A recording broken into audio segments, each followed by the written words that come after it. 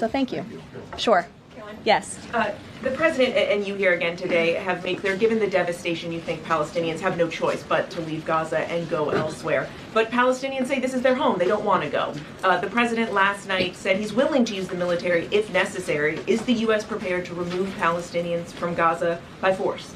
The president is prepared to rebuild Gaza for Palestinians and all people in the region, peace-loving people who want real economic development and opportunity in the region. This is a region that has been controlled by Iranian-backed terrorists, Hamas, who have brutalized not just Israelis but Palestinians too. It is because of Hamas that you see those images on that screen, that Gaza has become a demolition site because Hamas launched that brutal attack on Israel on October the 7th. And so again, I would stress, President Trump wants to ensure that this can be a place where all people can live in peace. He is a peacemaker in chief. He made that very clear in his first term. And as for how that will be accomplished, the president and his team are talking with our allies in the region to consider next steps. But should the American people be prepared to see U.S. military on the ground fighting a ground war against Hamas? Again, the president has not committed to U.S. troops in the region. But it is an option. I have said that the president has not committed to that yet. Thank you.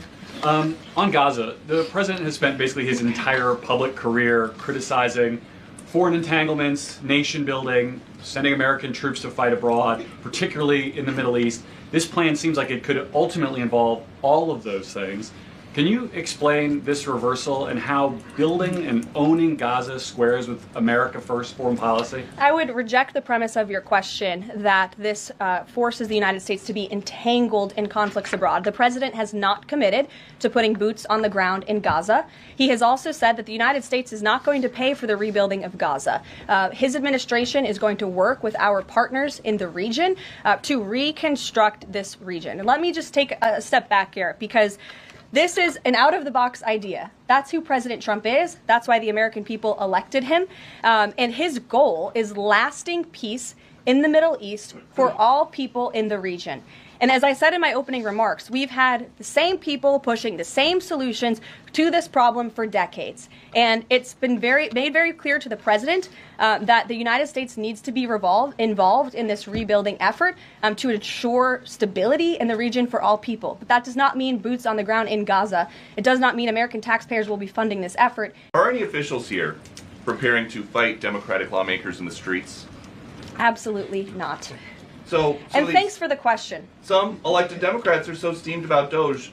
Congresswoman LaMonica McIver says we are at war. Ilhan Omar says we might actually see somebody get killed.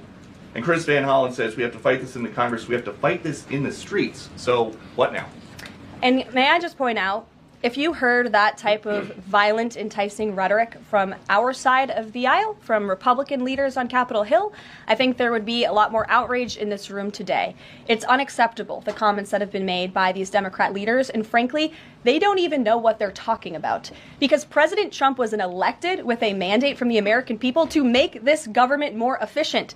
He campaigned across this country with Elon Musk, vowing that Elon was going to head up the Department of Government Efficiency, and the two of them, with a great team around them, were going to look at the receipts of this federal government and ensure it's accountable to American taxpayers. That's all that is happening here. And for Democrat officials to incite violence and encourage Americans to take to the streets is incredibly alarming, and they should be held accountable for that rhetoric. Dasha. Caroline, you said the president has been working on this idea for a while behind the scenes now. Is there a written plan based on the president's proposal for Gaza? And if so, when was it drafted and who had a hand in that? The plan was written in the president's remarks last night as he revealed it to the world and to the American people, and his team are continuing to be engaged on this effort. I saw the National Security Advisor this morning. He has a very busy day of calls, and they will, again, continue to engage with our partners. That includes Steve Witkoff as well. Mary. Two questions for you on the news of the day. So how is today's executive order going to impact the 2028 Summer Olympics in Los Angeles? For example, would a man who thinks that he's a transgender woman be allowed to compete as a female on U.S. soil?